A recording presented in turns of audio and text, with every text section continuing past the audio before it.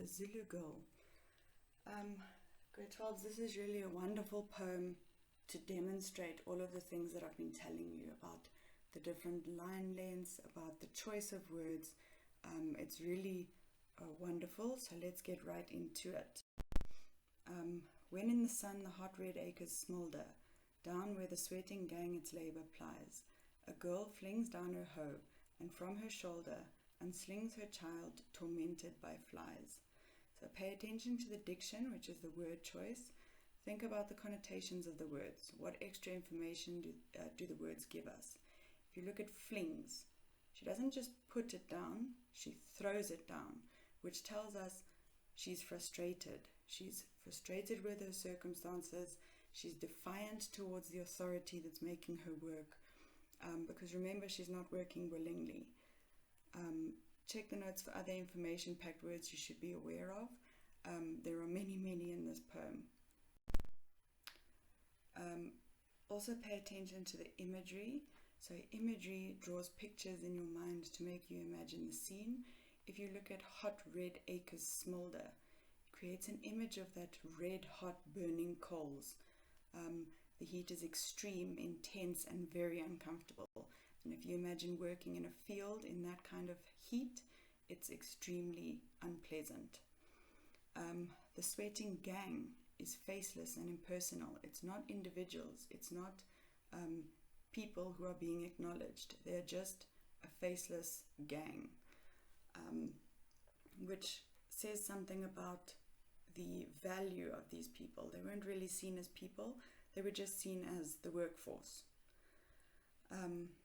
And then if you look at the child that is tormented, it's not just bothered by flies. This child is tormented. It's extreme. It's like the child is being tortured. It's that extreme. She takes him to a ring of shadow, pooled by the thorn tree, purpled with the blood of ticks, while her sharp nails, in slow caresses ruled, prowl through his hair with sharp electric clicks. An umbrella thorn tree creates a ring of shadow, which is compared to a pool. If you think of a pool, it's cooling, it provides relief from the sun. If you have a look at that picture, it's inviting. And then purpled with the blood of ticks, like when you squash a tick, like that one in the top right-hand corner, and the blood all squirts out and sort of sprays everywhere. Now imagine this is in the veld. There are many, many, many of these ticks, so that blood creates almost like a pool of its own everywhere. Then the mother has sharp nails, and she's described as she prowls through the child's hair. These words suggest that she's like a predator searching for prey. She's almost hunting, which is a very fierce image of this woman. She's hunting for these parasites that are harming her child. However, she's also using slow caresses, which indicate that she's carefully and lovingly rubbing her child. So with the child, she's very calm and loving towards him, but towards the predators, towards the prey, she is like a predator. This contrast in her description has been asked in previous papers, so please just be aware of it and understand it. And then her nails that click together are compared to electricity as it sparks and clicks. If you think of an electric fence that has something stuck on it, when a twig or something gets stuck on it and it makes that click, click, click sound, it's very much that sound that is being described. His sleepy mouth, plugged by the heavy nipple, tugs like a puppy, grunting as he feeds.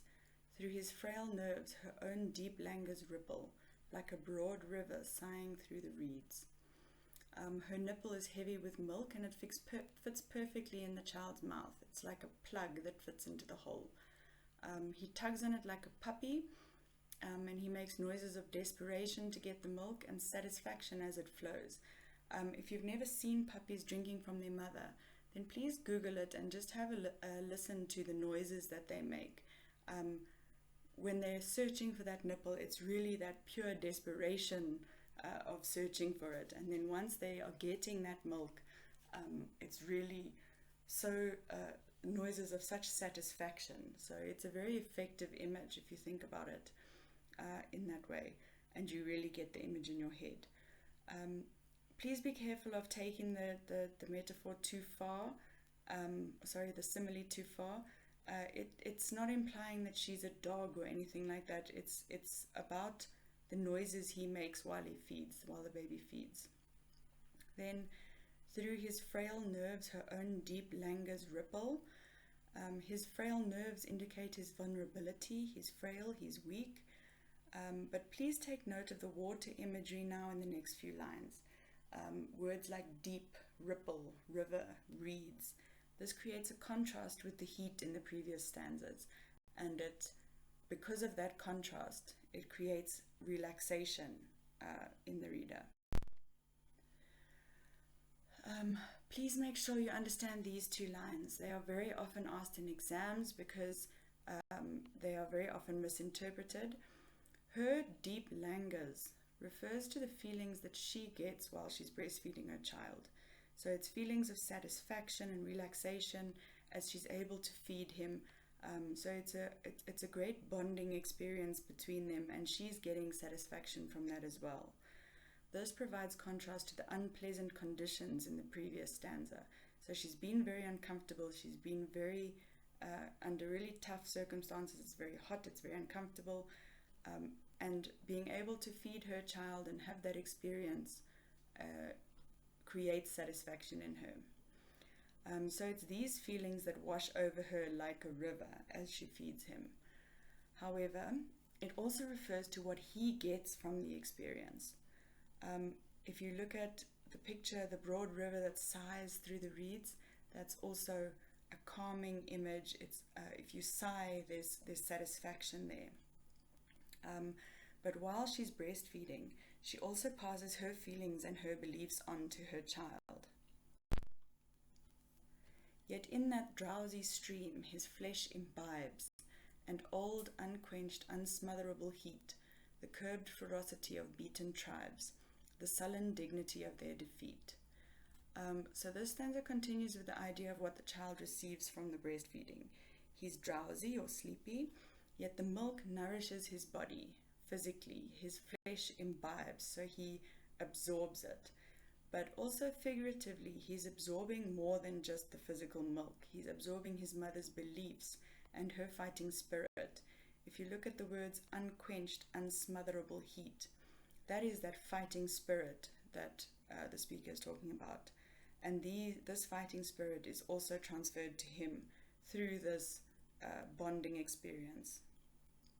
And please take note, although her tribe has been defeated and they are currently under slave labor and they are not free as they would like to be, they have a curbed ferocity and a sullen dignity, which tells us that they are still fighting. There's still that spirit, there is still that dignity to them. They're still proud of where they come from, of who they are, and there's that idea that they are waiting quietly until they can reassert themselves and gain their freedom. So they're still fighting, they're still proud of their heritage. Right, now this stanza, there are two images that you need to be aware of, and please don't mix them. So make sure that you are speaking of each one individually, and please understand this idea fully, because this is the theme of the poem is encapsulated in this stanza. So she looms over him, which implies her strength and power over him. However, the village is resting peacefully. The hill protects it while it sleeps. So she looms above him like a hill. In the same way, the mother is protecting her child as he sleeps. So she is protecting this vulnerable child while he's resting peacefully like the village. She's also compared to the first cloud of a storm, which is quiet and almost unnoticed as it arrives, but it gives life to the harvest as it brings rain. These two images suggest that the tribe is waiting to rise again in the future. What you must understand is this mother represents her entire generation in this tribe.